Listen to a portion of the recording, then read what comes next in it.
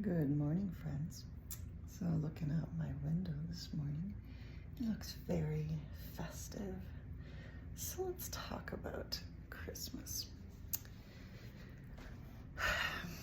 Well, I'm a bit of a Grinch when it comes to Christmas, I must admit, because it feels very pressured. And I'm a person who has a lot of friends. And I've just noticed over the years that when you know people, a lot of people expect certain things at Christmas. You have to keep up with the Jones. If you don't, do those things. Perhaps it is doing a lot of Christmas baking.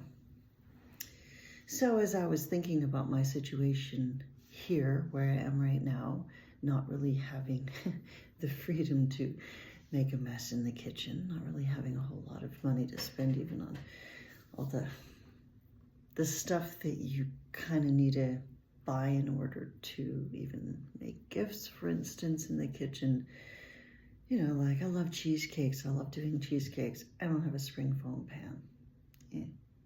I love doing cookies. I don't have cookie cutters here or a squirter thing or icing bags to decorate them. I don't have any of the stuff, and my housemate would probably have a cow if I made that mess. So, nope, not doing that. Decided that's out. Christmas lights. Okay, Christmas lights. We could do that. It costs money. Why? I'm not going to be here very long. Again, why would I do that? That's more of a thing you do when you've been in a house for a long time and you can leave the lights up every year, and it's just, okay, that's easy.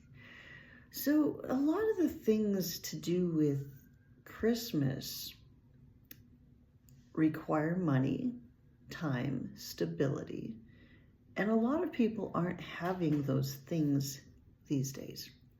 And so people are getting in debt over Christmas because of what? Expectations, traditions, and worse, because of the high expectations that have gone from generation to generation. These traditions are making people very sad at Christmas because they can't continue them. Sometimes it's because of people that aren't there, that used to be there.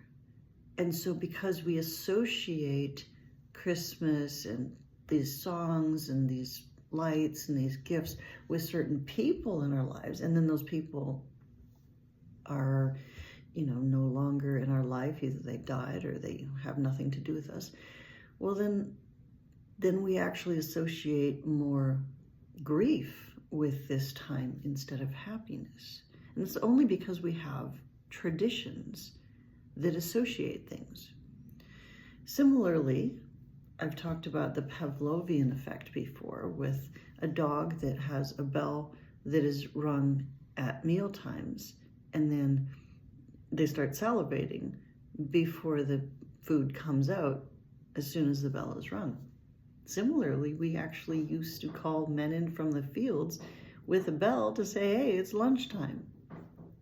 They probably started having their mouth water too, So we associate so much with smells and with sights and with sound, especially, that this time of year, because of all the traditional Pavlovian effect things coming together, actually tradition brings on more sadness, I think, than happiness, which is why I've actually heard that this is a high time of suicides. I mean, it's bad enough that it's cold and miserable and you're stuck in your house. A lot of times you're not working. But on top of that, you have to have all the traditions that basically set you up to someday inevitably be depressed because you can't keep up with them. You can't be with the people you love. You can't afford the things that your parents did for you in better days. I am an advocate for throwing out tradition because of all that and more. I think it's a lot of materialism around Christmas. I think a lot of paganism, stuff to do with stuff most of us don't even believe anymore. And I admit, I like some of the traditions in and of themselves. I like the songs, not so much the words. A lot of quality things were in the past, for sure. But do people have the ability to do them now in this rat race of a day and age? I don't think so. Most often not. Do people send Christmas cards anymore to everyone they know? Probably not. I would guess that there's a handful of people, usually old people, that do that, but they're feeling, only pressured to do it. But really, there's no pressure. Nobody's expecting it except probably you and a few very old people. I remember my grandparents would have cards on these strings just all over their house. They were very popular, missionaries, but I noticed that although my parents were also evangelists and knew a lot of people, there were a whole lot less. And you go down the next generation and we're lucky if we get 5 cards, maybe 10 on a really good year. No, people just don't do that anymore. And we also don't tend to go caroling anymore. A lot of people can't sing. We don't want them to carol. I mean, there's just a lot of things that are different about this day and age than the past. People could sing in the past because they were at church every single week and often in the choir. So we don't even want people to knock on our doors. It's very awkward and uncomfortable if somebody comes to our house without texting us first, and we don't usually know our neighbors' numbers even. So of course we're not caroling anymore. There's just a lot of things that don't fit into society that we used to do. Even trick-or-treating is not an okay thing for a lot of people now because we don't trust that the candies aren't going to have some bad thing in them. Similarly, if you go and give a plate of goodies to your neighbor that doesn't even know you, they're probably going to throw it out wondering if it's safe. There's just so much less trust in the world today that all the things that we think are these wonderful things that we used to do have kind of morphed into more of a bad thing, actually, in time. Virtue signaling at best.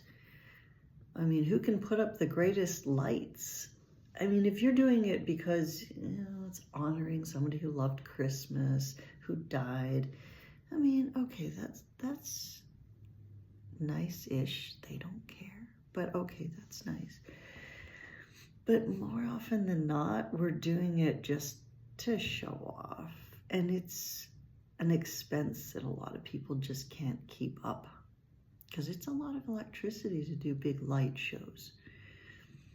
So what exactly do we do to celebrate Christmas, and why are we doing it? A lot of people that are Christians would say, oh, we're celebrating Jesus. Okay, except that we don't actually know when Jesus was born. In fact, if you look at a new book out about Christ before Jesus, it would pretty conclusively say he did not even exist. And celebrating his birth on a day that was a pre-existing celebration of many different gods was just another sign of him being a myth. So what is the point of celebrating a evolved birth that the oldest books didn't even talk about any miraculous birth? They in fact added that. It was very much fraudulent additions, and that is a proven fact. So why did they try to go back and prove that Jesus was a miraculous birth? Well, to try to justify following the whole mythology. So what really do we have to celebrate? Winter solstice? Sure. How the stars align? I mean, what's so special about that? Why is one day more important than another day? You could actually kind of go based on some biblical verses that talk about how some people that celebrate one day as more important than another day are actually not people to follow. It's really not important. It really isn't. And the same goes for birthdays, which historically have not been celebrated except the very elite, perhaps.